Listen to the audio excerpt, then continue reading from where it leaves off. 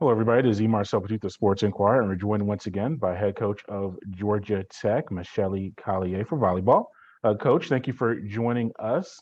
Team has been on a nice run over the past few weeks, including a victory over Syracuse this past Sunday. Take me back to that contest and what the team was able to do well to earn the sweep. Yeah, no, I think a very good match for us. I felt like our offense was really strong, especially in sets one and three. I think that we were able to play some good defense. Block some balls, kind of put them in a pressure situation, and just execute against a great team. They're a good team. They have some great players as well. And just to be able to get out of there in three sets, I think was a big accomplishment for us. You did have nine return errors or service return errors in the contest, which is a pretty significant number. What was Syracuse doing, maybe to have those struggles on the returns, or maybe something that you didn't execute well? What do you think led to that large of a number with those errors? Yeah, no, I think just a one good servers on the other side. I think that these guys, they were top and one of the top players in the conference and aces, and so they had two really good servers there that presented a lot of pressure on our passers, and because of Bianca's injury, we've been having some other people in the lineup a little bit, and so just communication and time working together. There's some new players passing next to each other, and we just needed to do a better job, I think, communicating those situations, and we didn't do as well as we could have. So something that we're working on now. Yeah, and we're going to get to that with North Carolina, because who leads the conference in aces. But going back to Bianca, it was pretty obvious the tape on the hand. Can you give a status update on how she played and competed, but how she's dealing with that, and has that altered some of your plans as far as rotations or what you're trying to execute on the court? Yeah, no, I mean, she's fine. As she was blocking, and a ball hit her finger, so that's always uncomfortable. And so we're just trying to protect that as much as possible. So we're trying to delay as much as we can. Her having to be in the front row, but she's getting better and better every week. And I think that Carla, our athletic trainer, is doing a good job getting her healthy again. And while she continues to kind of get back to a full-time play, there's still a lot of ways that she continues to impact our team and make us better. And we had some other players step up and kind of help fill some voids there, so we could, just keep her from not having to be in the front row as much as she has to. So, yeah, just excited. A good team effort. I think that we're navigating well around that, and we're taking care of her. And soon enough, she will be full go. Carla gets a shout out on the She interview. I does. love it. She should. We love Carla. Carla's great. Yeah. But we've seen Leia Harper get some more time on the outside and sub in for Bianca in the rotation.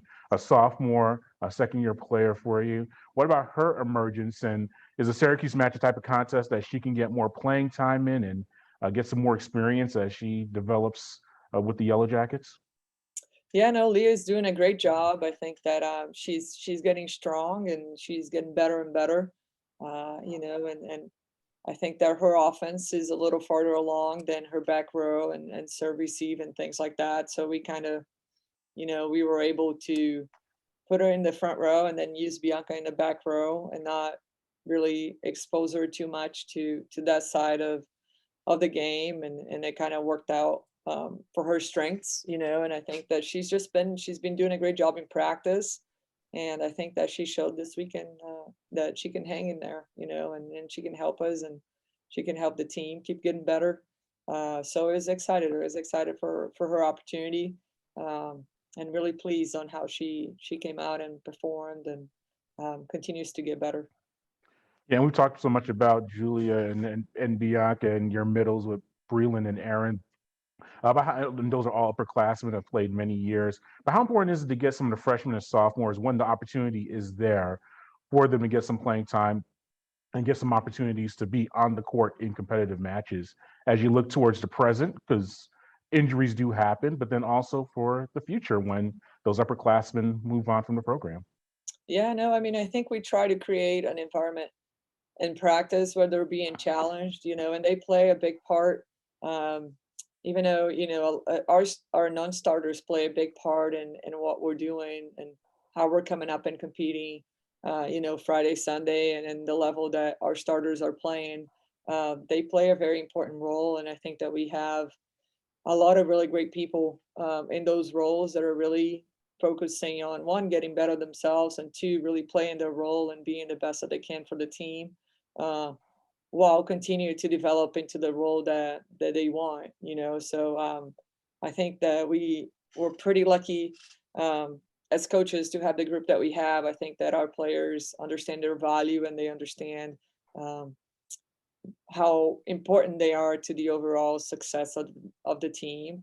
And I think that what Leah came in and did this last two matches really show that, you can't be taking days off. It's always, you have to be ready to come in and make an impact. And you just don't know, it's a long season and things can happen. And the next man up needs to be, ready and focusing on getting better each day so that when those opportunities come, they're executing at a level that they're happy with and that it's helpful for the team. So just happy that she was able to do that. And our young players are going to continue to develop and get better. And obviously, uh, you know, opportunities are going to come, and we're hoping that they can respond with the way that we see them do in practice. So.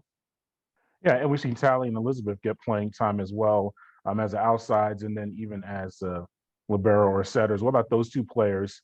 And because they got playing time against Syracuse as well, what about their performances and maybe not seeing the court as much, but being able to take advantage of the opportunity when they're out there?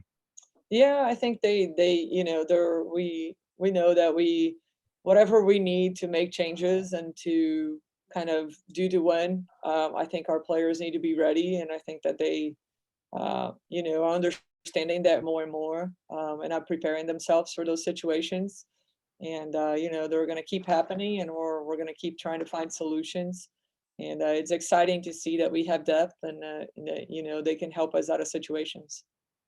Yeah, and I mentioned you face North Carolina coming up this weekend, start and NC State as well. But North Carolina leads the conference in aces as a unit.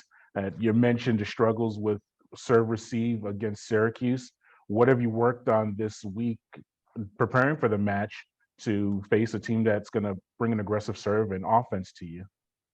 Yeah, I mean, nothing too different than what we usually do. I think that we understand that to beat a team that we can be, I think we try to be in system as much as possible. I think if there is anything that we're focusing a little more on our game this week is actually, our offense when the pass is not there. So our offense when the pass is a little bit off the net, or when we're having to set high balls. Um, I think that that's an area of our game that we need to perform at a higher level. So we're focusing a little bit on that, but we continue to to train our passers and to our side out phase of the game and things like that. And we're not um, that doesn't really change from who we're going to face. I think we face great servers every night, and obviously that has been a strength for Carolina. And we're looking forward to just being able to control that and respond at a high level. Yeah, and I forgot to mention Erin Moss from the Syracuse match had a career high in kills after she did an interview with us. So hopefully we're a good luck charm. But no, but seriously, Erin, her performance, just getting, I think it was 13 or 14 kills, a career high from the middle position. What was that like for her or for you, seeing that and getting such big contributions from that position? Yeah, no, I think that that was definitely a team effort. I think that was awesome to see Erin put up the numbers. I think we saw something against Syracuse as a matchup that was to our advantage. Um, and we wanted to keep taking advantage of that. And so our passers did a good job to put our setter in system. Bella did a good job identifying that weakness, and Erin did a good job executing. Um, when we identified that. So just really happy for her.